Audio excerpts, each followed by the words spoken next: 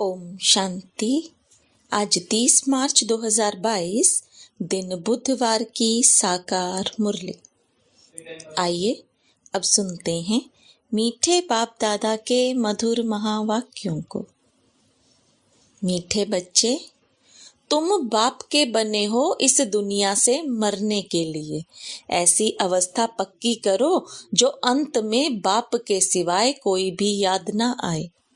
प्रश्न: सबसे तीखी आग कौन सी है जो सारी दुनिया को इस समय लगी हुई है? उसको बुझाने का तरीका सुनाओ। उत्तर: सारी दुनिया में इस समय काम की आग लगी हुई है। यह आग सबसे तीखी है। इस आग को बुझाने वाली रूहानी मिशन एक ही है। इसके लिए स्वयं को फायर ब्रिगेड बनाना है। सिवाय योग बल के यह आग बुझ नहीं सकती। काम विकार ही सबकी सत्यानाश करता है। इसलिए इस भूत को भगाने का पुरुषार्थ करो। गीत। महफिल में जल उठी शमा परवाने के लिए। ओम शांति। जो अच्छे अच्छे सर्विसेबल बच्चे हैं वह इस गीत के अर्थ को अच्छी रीति समझ जाते हैं। इस गीत को सुनने से सारे सृष्टि का चक्र, रचता और रचना के आदि मध्य अंत को जाना जाता है। गीत बजाया जाता है कि मनुष्य जान जाएं। किस द्वारा? ज्ञान के सागर द्वारा। बच्चे जानते हैं कि हम बाप के बनते हैं इस पुरानी दुनिया से मरकर अपने परम धाम में जाने के लिए। यह पुरुषार्थ और कोई करा ना सके सिवाय एक बाप के। बाप कहते हैं, मेरा बनने से तुमको इस दुनिया से मरना होगा। पिछाड़ी में ऐसी अवस्था पक्की होनी चाहिए जो सिवाय एक बाप की याद के और किसी की भी याद ना आए। तुम बच्चे जानते हो क्षमा आई है परवानों को साथ ले जाने के लिए। परवाने तो ढेरों के ढेर हैं। प्रदर्शनी में भी देखो कितने ढेर आते हैं। कई बच्चे तो प्रदर्शनी का अर्थ भी नहीं समझते होंगे। पुरानी दुनिया को फिर नई दुनिया बनाने की प्रदर्शनी। पुरानी दुनिया का विनाश हो, नई दुनिया की फिर स्थापना कैसे होती है, यह संगम पर ही दिखाया जाता है। दोनों इकट्ठे तो हो ना सके, एक खत्म होनी है जरूर। तुम्हारे में भी जो अच्छे अच्छे बच्चे हैं वह जानते हैं राम राज्य अर्थात नई दुनिया स्थापन हो रही है। राम राज्य स्थापन होने के बाद रावण राज्य खत्म हो जाएगा। जब तुम राम राज्य के भांति बनते हो तो तुम्हारे में कोई भी भूत नहीं होना चाहिए। भूतों को भगाने की कोशिश करनी चाहिए। पहले पहले काम अग्नि को बुझाना है। अपने लिए फायर ब्रिगेड बनना है। यह आग सबसे तीखी और बिल्कुल गंदी है। सिवाय योग बल के बुझा नहीं सकते। सो भी यही सवाल है सारी दुनिया का। सबको काम की आग लगी हुई है। इस आग को बुझाने वाली रूहानी मिशन एक ही है। उनको जरूर यहाँ आना पड़े। कहते भी हैं, हे पतित पावन आओ। पतित कामी को कहा जाता है। हे काम की आग अर्थात भूत को भस्म करने वाले आओ। यहाँ मेजॉरिटी तो पतित है। भले कोई पवित्र रहते हैं। तुमको युक्ति बताता हूँ, इनको कैसे बुझाओ। यह काम अग्नि भी सतो रजो तमो में आती है। तमो प्रधान वह हैं जो बिल्कुल रह नहीं सकते। आग लगी रहती है। मनुष्य की सत्यानाश यह काम विकार करता है। सतयुग में कोई दुश्मन होता नहीं। वहां न रावण होता न मनुष्य के दुश्मन होते। तुम समझाते हो भारत का सबसे बड़ा दुश्मन रावण है। खेल ही सारा भारत पर बना हुआ है। सतयुग में राम राज्य, कलयुग में रावण राज्य। कार्टून में भी दिखाया है। वह भी मनुष्य, यह भी मनुष्य। देवताओं के आगे हाथ जोड़कर जाकर कहते हैं, आप सर्वगुण संपन्न हो, हम पापी दुखी हैं। यह भारत श्रेष्ठाचारी पावन था जरूर। जहां देवी देवताएं राज्य करते थे लक्ष्मी नारायण और राम सीता दोनों का राज्य था। है उन्हों का घराना, प्रजा का चित्र तो नहीं बनाएंगे। अब बाप कितना सहज करके समझाते हैं, समझाकर फिर कहते हैं बुद्धि में धारणा होती है ना, जैसे मेरी बुद्धि में धारणा है। झाड़ ड्रामा की नॉलेज हमारे पास है, इसलिए मुझे ज्ञान का सागर कहते हैं। सृष्टि के आदि मध्य अंत का ज्ञान मेरे पास है, मुझे पवित्रता का भी सागर कहते हैं। पतित पावन भी मुझे ही कहते हैं, जो आकर सारे भारत को पावन बनाते हैं। यह है राजयोग और ज्ञान। बैरिस्ट्री पढ़ते हैं, उनको कहेंगे बैरिस्ट्री योग, क्योंकि उस पढ़ाई से ही बैरिस्टर बन जाते हैं। यह बाप कहते हैं तुम बच्चों को आकर राजयोग सिखाता हूँ। राजाएं भी सब भगवान को याद करते हैं। भगवान से क्या मिलेगा? जरूर स्वर्ग का वर्षा मिलना चाहिए। तुम सबसे पूछते हो कि परम पिता परमात्मा का परिचय है, वह बाप रचिता है, तो जरूर स्वर्ग रचता होगा और स्वर्ग की राजाई देते हैं, जो हम बच्चों को मिली थी, अब नहीं है फिर ले रहे हैं। जैसे कल्प पहले भारतवासियों ने ली थी, अब फिर से भारतवासियों को लेनी है। नारद का मिसाल, तुम बच्चे भी पूछते हो चलेंगे बैकुंठ, भगवान से नई दुनिया का वर्षा लेंगे। भारत को ही वर्षा मिला था, अब नहीं है और कोई को तो मिल ना सके, क्योंकि भारत ही भगवान की जन्मभूमि है। तो चैरिटी बिगिंस एट होम, यहाँ वालों को ही देंगे। परंतु बहुत बच्चियां समझा नहीं सकती हैं, बहुत बच्चों को साक्षात्कार भी कराते हैं, दिखाते हैं तुम वैकुंठ के प्रिंस प्रिंसेस बनते हो। यह है ही मनुष्य से प्रिंस बनने की पाठशाला। प्रिंस बनना व राजा बनना एक ही बात है। यह साक्षात्कार होता है कि पुरुषार्थ कर ऐसा बनो। बाप की श्रीमत पर चल पुरुषार्थ करो। सिर्फ कृष्ण को देखा यह कोई बड़ी बात नहीं है। ऐसे तो आगे बहुत देखते थे, फिर चले गए। साक्षात्कार हुआ फिर पढ़ते नहीं हैं, ऐसा बनते नहीं हैं। इतना पुरुषार्थ नहीं करते क्योंकि भूतों का वार है। देह अभिमान का कड़ा भूत है। बुद्धि में रहना चाहिए कि खेल पूरा होता है। हमने 84 जन्मों का पाठ पूरा किया, अब हम यह पुराना चोला छोड़ता हूँ।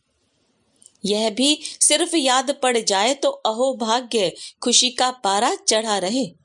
अब हम जाते हैं वापस मुक्ति धाम में। यह किसी की भी बुद्धि में नहीं बैठ सकता। बल सन्यासी हैं, वह कहते हैं हम शरीर छोड़ ब्रह्म में लीन हो जाएंगे, परंतु तत्व को याद करने से विकर्म विनाश नहीं होंगे, तो जा कैसे सकते हैं? ले जाने वाला है ही एक राम, सभी बच्चों को ले जाएगा। आपे ही तो कोई जा नहीं सकता। पुरुषार्थ करते हैं क्योंकि इस दुनिया में रहना अच्छा नहीं लगता। कोई फिर कहते हैं हम इस नाटक में आए ही नहीं। अनेक मत मतांतर हैं। गुरु गोसाई आदि करोड़ों के अंदाज में हैं। सबकी अपनी अपनी मत है। भले कहते हैं आपका ज्ञान बहुत अच्छा है, बाहर गए और खलास। आते तो बहुत हैं, परंतु उनकी तकदीर में नहीं है। इतना मर्तबा छोड़कर आवें, यह नहीं हो सकता। इसलिए गरीब ही उठाते हैं। यहाँ तो आकर बच्चा बनना पड़े। कोई सन्यासी गुरु इतने सब फॉलोअर्स को छोड़ आवे, बड़ा मुश्किल है। सो भी यह प्रवृत्ति मार्ग, मेल फीमेल दोनों को इकट्ठा रहना पड़े। निश्चय बुद्धि वालों की झट परीक्षा ली जाती है। देखे गुरुपना छोड़ते हैं, बाबा का बनना पड़ता है ना। बाबा किसी को भी समझाने का सहज उपाय भी समझाते हैं। सिर्फ पूछना है परम पिता परमात्मा से तुम्हारा क्या संबंध है। वह जरूर मुक्ति, जीवन मुक्ति देंगे, मनुष्य मनुष्य को दे ना सके। बाबा से वर्षा लेने के लिए आकर सीखना पड़े। श्रीमत जो कहेगी सो करेंगे। पहले पहले निश्चय बुद्धि चाहिए, फिर श्रीमत जो मिले। पहले पहले परिचय ही बाप का देना है। ढेरों के ढेर आते हैं, कहते हैं यह बहुत अच्छी चीज है, परंतु खुद थोड़े ही खड़े होते हैं, सिर्फ अपनी राय देकर चले जाते हैं। यह मालूम नहीं पड़ता कि यह किसकी मत पर चल रहे हैं। कहते हैं ऐसी प्रदर्शनी तो जगह जगह होनी चाहिए, मत देने लग पड़ते हैं। अरे ईश्वर को थोड़े ही मत दी जाती है, परंतु प्रैक्टिस पड़ी हुई है मत देने की। बाकी खुद बैठ समझें यह नहीं। यहाँ कोई मत देनी नहीं है, श्रीमत पर चलना है। पहले बाप का बनना है, फिर वह जो श्रीमत दे कि ऐसे कोई को समझाओ, फिर जब किसी को समझावें वह लिख कर दे कि मुझे तो श्रीमत पर चलना है, तब समझें कि कुछ ठीक समझा है। आते तो ढेर हैं, परंतु अच्छी तरह समझते नहीं हैं, ज्ञान के मत वाले बनते नहीं। इस समय सब हैं भक्ति के मत वाले। जप तप पाठ आदि सब भक्ति के लिए करते हैं।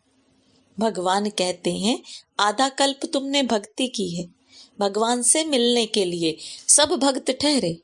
भगवान तो एक ही है, एक को ही कहते हैं पतित पावन, तो खुद भी सब पतित ठहरे। यह है रावण राज्य, इस कल्प के संगम का ही गायन है। कल्प के संगम युगे युगे बाप आते हैं। सतयुग है कल्याणकारी स्वर्ग, कलयुग है अकल्याणकारी नरक। रावण है अकल्याणकारी, राम है कल्याणकारी। यह नॉलेज बच्चों की बुद्धि में टपकनी चाहिए। औना रहना चाहिए कि जाकर विचारों का कल्याण करें। कोई कोई में ऐसी खामी है जो उनसे सब हैरान हो जाते हैं। कहते हैं बाबा फलाने में यह अवगुण है। बहुत समाचार आते हैं।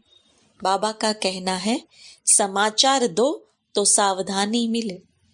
कोई अवगुण होगा तो सर्विस कम करेंगे। आजकल पढ़े लिखे विद्वान पंडित तो बहुत हैं, वह बहुत तीखे हैं।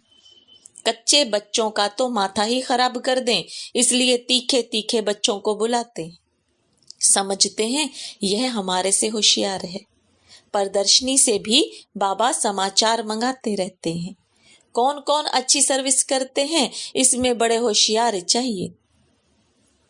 कोई बोले तुम शास्त्र आदि पढ़ते हो, बोलो यह तो हम जानते हैं। यह वेद शास्त्र जन्म जन्मांतर सब पढ़ते आए हैं। अभी हमको बाबा का डायरेक्शन है कि कुछ नहीं पढ़ो, मैं जो सुनाऊं वह सुनो, मेरी मत पर चलो, मुझे याद करो तो विकर्म विनाश होंगे। अभी मौत सामने खड़ा है, मैं आया हूं तुमको ले जाने के लिए। मैं तुम्हारा बाप हूं, तुमको मुक्ति जीवन मुक्ति दूंगा। हर एक को ड्रामा अनुसार पहले मुक्ति में जाना है, फिर जीवन मुक्ति सतो प्रधान में आते हैं। इसलिए कहा जाता है सर्व के सद्गति दाता सर्वोदया। सर्व में सारी दुनिया आ जाती है।